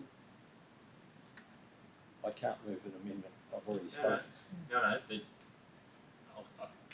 I can turn to the mover and the seconder and ask if they're happy with that change to the wording. Councillor Simpledorfer, Councillor Watson, I'll just take a nod if you're happy to get that right off the back of Schultz's advice. Thank you, Councillor Milton. Anyone else before close it off with Councillor Simpledorfer? Sorry, Councillor Hall. Yeah, I don't have much to add. I do agree with Councillor Milton. Having been in construction, I understand about quantities, and sometimes, you know, you need more, which could be the case. But I think, highlighting it and nominating what it is rather than this unknown, cover unknown latent conditions sounds a little bit, you know, iffy, and I think it needs to be a bit more precise. So I agree with the amended change. Thanks, Councillor Hall. I'll just reread it, and I'm going to put it with the approval of the mover. Pretty certain it's time for the debate to be extensive enough. Just point 2, we'll read a contingency sum of $24,340.75, excluding GST, being 5% of the contract sum, be approved. Thank you, Councillor Simpledorfer. You're happy for me to put the motion? Thank you. All those in favour? Carried unanimously. Thank you. Sorry, I think there's a bit of a time delay there with Councillor Watson. 8.17, another tender, this time for the supply and install of the irrigation system. Again, Barrington Fields related. Is there somebody prepared to move? Thank you, Councillor Watson. I'll take as the mover, Councillor Hall as the seconder, as per recommendation. Does anyone wish to speak against? No, I'll carry that one unanimously. 8.18, tender for Logic Industrial Estate Road Drive Extension, Stage 5. Moving Councillor Mildred. Have we got a seconder? No, Councillor Hall, thank you. So Mildred Hall, anyone wish to speak against on that one? No, thank you. 8.19, the tender for Logic Industrial Estate, the drainage basin. Somebody to move, as per recommendation, Mildred, thank you. Seconder? Thank you, Councillor Quilty. Anyone wishing to speak against? No, thank you. That one also carried unanimously. Item 9.1 is the 9.1, the Junction Place development. This is in the reports for noting, councillors. Recommendation that report on the Junction Place be received and noted. Is anyone prepared to move a motion? Thank you, Councillor Simpledorfer. A seconder? Anybody? Thank you, Councillor Hall. Does anyone wish to speak against? Carry that one. Thank you very much. Items 10. Quite a few in there. Again, please call me up as I jump through each title in case you did want to rectify or mention something in there. Report for information 10.1 is the finance report for May 2022. 10.2 is the planning report for May 2022. Please sing out if you need to. Councillor Watson and Simpledorfer, I may not be looking up at you. The building report at 10.3 for May. The competitive services report for May at 10.4. The audit and risk committee meeting summary of minutes. Thank you, Councillor Quilty. 10.5. Thank you, Mr. Mayor. I just, my notes just all went blank in the system, so I'll just speak from memory, from my notes. I would like to draw everyone's attention to point 5 in the summary of the minutes, which is about an internal audit that we have planned, which is auditing reports to that the councils get given and how they correlate with the underlying information. I would like firstly to again please ask Officer Klein to explain the purpose, the auditor, and what we're trying to achieve here. And I would also like to encourage councillors to watch this space, to take the opportunity to participate in this process, and to use it as a starting point for reviewing our reports, as we discussed at some stage, once our new CEO starts with us. Thank you. So can I please invite Officer Klein to explain briefly this audit was going to happen there? Thank you, Acting CEO. Through you, I'll go to Officer Klein. Thanks, Narelle.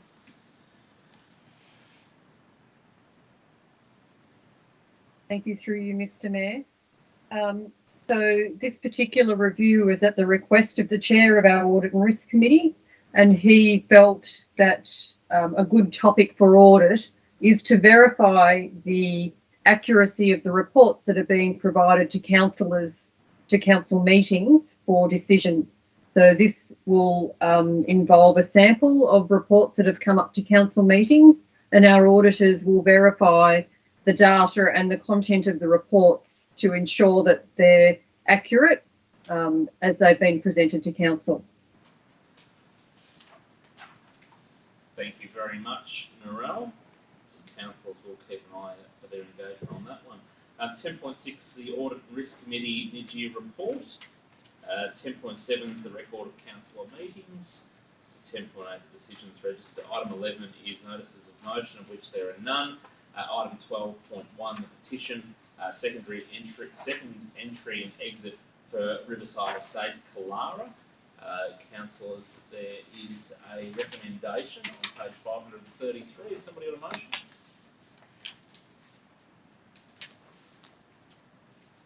As per recommendation, Councillor Simpendorfer, so that is that the petition seeking a second entry exit for Kalara be referred to the Chief Executive Officer for a report to a future council meeting. Do we have a seconder? Look, I'll Thank you. Thanks. I'll second it for, you know, to table it, and we will have a report that will come back. Yeah, that's generally the process. So I'll second that the report be tabled. Sorry, the petition be tabled. Thank you, Councillor Hall. So I've got a mover, I've got a seconder. Question, Councillor Kunti. Thank you, Mr. Mayor. I received some extensive feedback, extensive addition to this petition, and I have circulated it amongst councillors and some staff. It was a lengthy piece of information, really thorough. It was about the implications of section 173, if I'm correct, and my question is, how are we going to handle and incorporate it? Is it going to be part of the report that comes back to us, or what is our plan towards this information? Thank you, Acting CEO. Through you, Mr. Mayor. Yes, the intention is to go back to the person who sent the email, and we'll do that both by written form, but also we will deal with the issues that that person raised in the report attached to this petition. Okay. So when that comes back, we'll deal with the issues of the petition plus the questions that were asked through that particular email. Thank you. Thank you. So do we need any debate on that one? The question's answered. Any Councillor Simpson anyone wants to speak against? No, therefore it's tabled. So I'll carry that one unanimously. Thank you. and we'll await the report to come back to council. 12.2 is the petition for caravans and cars parked in a residential street. Is there a mover? Same process again, table that one. Is the recommendation. Thank you, Councillor Simpfendorfer. A seconder? Second. Yep, does anyone wish to speak against that one? Can I just? Is it a question or do you want to speak? I just want to Hang yeah. on, let's check with Simpfendorfer first. Simpfendorfer is the mover. No, self-explanatory. Thank you, Councillor Hall. I just want to reiterate that the general way process and how we do petitions is that we receive them, they be noted, and we vote on noting them, and that a report be done, and it comes back to council, and then as our acting CEO has said, that all the nitty-gritties with it and questions and issues with it will come up to council, and we will go through that, and then it'll come back up for whatever process it needs to go forward with. Yes, can I just Yep, Councillor Milton. thank you, Mr. Mayor. I think it's prudent probably to just point out to interested parties that in our governance rules we're very constrained on how we initially deal with petitions, and in essence we can't debate the content of a petition at this point in time. We've really only got three options, and that's for the petition to be received, for the petition to be referred for consideration and response by the CEO, in other words taken away from the council, or that the petition be referred to the CEO for report to a future council meeting. So there's only really three options available to us under the law as it stands right at this minute. And to debate the merits and content is inappropriate and not available to the councillors at this point in time. Thank you, Mr. Mayor. Thank you. That wasn't really speaking against, so if anyone wishes to speak against, or happy for that to be carried unanimously, thank you very much. Item 13 is council seal, of which there's no requirement. General business, councillors, did anyone have any general business they would like to share? No, thank you. Urgent business? No. Question time. Acting CEO, over to you. Thank you.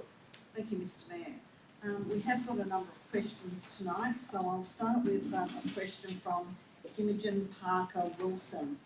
And Imogen has written to the councils, and I must say it's really great to see young people really interested in what's happening in their local community. So Imogen has just given some information about where she lives and that what she's experiencing out at Kalara, where her home is. But her question is this. My mum said that IMEX is a metal recycler. I believe it's a dump because of the way it looks, and therefore why does this recycler not look nice and clean like the recycling depot that we go to in town? And she does have another question, but I'll answer that one first. First, on the recycling operations known as IMEX, we have recently undertaken a program of monitoring the work to determine if the noise from the facility is greater than it's allowed underneath the permit, and the times that the trucks are operating. The recyclers do not look nice and clean like the recycling depot in town because the nature of the business is collecting, storing, processing and transporting scrap metal, and this means it might not look very tidy. The business is required to operate, however, in line with conditions that council has set out, including the height area of the metal stockpiles and plants to make the site look more attractive. And we will continue to monitor them closely. Her second question is a really good question, and that is around where she's learning about electric cars at school. When is councillors going to get a new service station in town that has charging points for our cars? Because the 7-Eleven I like, an OTR, who has yummy hot dogs, I need to believe. But where are the charging points? People aren't going to the library so they can charge their cars. Also, if we have a power outage, how will people charge their electric powered cars, and why don't we have any more charging points? and that is an extremely pertinent question. So thanks, Imogen. So that relates to electric vehicles, and specifically when is Wodonga going to get a new service station in town that has charging points? We would anticipate that with electric vehicles becoming increasingly more popular, more and more charging stations will be made available either by businesses or to encourage motorists to consider this alternate. The council has approved land for use by Tesla for 6 chargers near the library, and has approved land near Logic Estate for solar powered chargers. We also have written a letter of support for a successful funding application to install additional EV chargers in the region. So thank you, Imogen, and we will supply you with a written response, and we'll also place that on the website. The next question is from Cassandra Wilson. I'm wondering what is the expected response time when a complaint is filed, as the complaint policy is clearly not followed correctly from my personal experience. As per our policy, when someone complains to council, staff will record and acknowledge the complaint within 5 business days. The council will initially assess the complaint to decide how it will be handled, and follows a 4-tier approach to the handling of a complaint. The council aims to complete investigation into complaints within 30 days. Contact made with council is recorded in our system.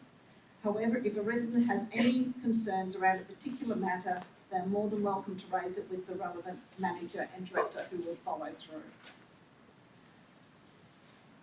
The next question is, why is there no second entry exit point to Clara Estate, even though 200 residents, or the 200 resident has clearly been completed? And who in the future, if a fire were to roar down Huon Hill, would be held responsible if lives were lost? The developer obligation is clearly set out in the section 173 agreement at clause 6.2b, and states that the development within Riverside Estate will be limited to a maximum of 200 residential lots, with connecting road access to Whites Road, Murray Valley Highway via Whites Road, until the roundabout has been constructed. At this time, no lots have connecting road access to Whites Road. Therefore, this obligation has not been triggered. It's not reasonable to speculate on the matter with respect to fires.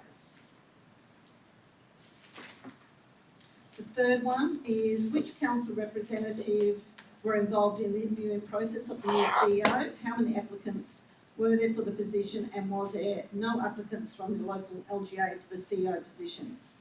The appointment from the CEO is legislated to be a decision of the council. All councillors were able to be part of the interview and the selection process. Macarthur were engaged by council to conduct the search process for candidates.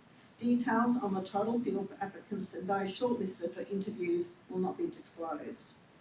Question 4 is, how many employees, including councillors, are employed at Wodonga Council? There are 7 councillors on Wodonga Council.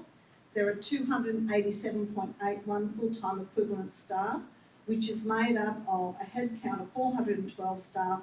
That includes full-time, part-time and casual staff as well. I might jump in there with question 5. And you've got question 5. Is that all right? Yep. Do you want to take it for I will. a moment? Question 5 was directed to myself as the Mayor. Mr Mayor, this was all from the same submitter, by the way. When you use your Mayor vote, why do you never provide a reason for your final vote? You just say, I use my vote, and say the decision. Response to this question, the governance rules do not currently require the Mayor to state a reason as to why they have voted a particular way when executing a casting vote. However, I will also add this, to the best of my knowledge, whilst in the chair of Mayor, under no circumstance has the casting vote led to a poor community outcome, delay of council function, nor has it placed the organisation or community in a detrimental position during the current council term. Did you want to go back to that additional one that came in tonight? Thank you. There's an additional question that came in tonight from Chris Phillips from Clara. It is a similar question to the one that's previously been answered tonight. Why hasn't council pursued this requirement as per 173 agreement with developer prior to the, I think it's supposed to be 200 residential lots being sold and occupied? So this is again around the 173 and the Whites Road and the roundabout. And when can we expect this matter to be resolved? Both the developer and the council have a duty of care to ensure the safety of the residents of Riverside Estate. And the answer to that question will be the same as I read out earlier tonight, just then, about the second entry and exit point. However, we will get a formal response written, and this will also go onto the website, so you can have a look at that. The next, is that me? Is me? No, next. Oh, that's you. I'll take care of this one. Have you got any others? Just sign it. No, I think that's it. All right, last question and answer for question time tonight. This one came from Graham Jenkin, the CEO of Business Wodonga. The Wodonga business community has for several years noted the absence of counsellors, with one or two exceptions, at Business Wodonga events. Is it that councillors lack interest in business people and the risks that they take in starting, growing and maintaining a business, or are they concerned that business operators may challenge them on the perceived lack of support for local business, especially since the City of Wodonga withdrew all funding to Business Wodonga effective June 30, 2022? If the latter is the case, councillors need not be concerned, as our business community respects council decisions and have moved on. Thank you, Mr. Jenkin, for your question. Councillors appreciate your desire to ensure a strong relationship between council and Business Wodonga. We trust that councillor attendance at critical events such as your business awards, along with speaking roles at your events, is well received by Business Wodonga. Councillors are pleased to hear that they are encouraged to comfortably attend your events, and I confirm that all councillors are receiving your newsletters via email, having each been signed up in the past 12 months to your electronic distribution lists. Councillors feel it would be advantageous to receive a specific invite that highlights any events where councillor attendance would be best suited. And that concludes our question time. Item 17 is confidential business, so the recommendation is there to close the council meeting, which my suggestion would be those in the chamber, there will be nothing that you'll miss to come back to, so you're more than welcome to relieve yourselves for the evening, so long as councillors are prepared to close the meeting. So we've got to move it to close the meeting, public. Thank you, Simpendorfer and Hall. Does anybody wish to speak against? No, therefore we'll close the meeting. Thank you.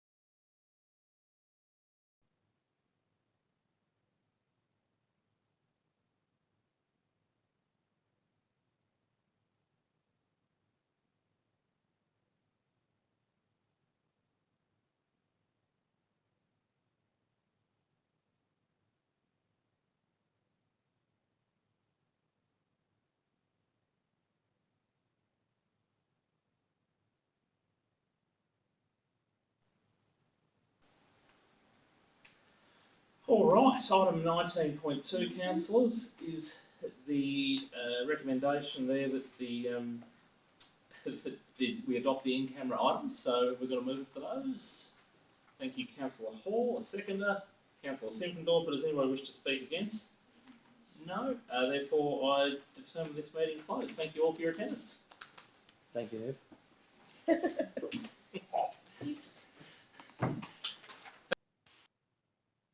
Thanks, everyone. Sorry I couldn't be there. My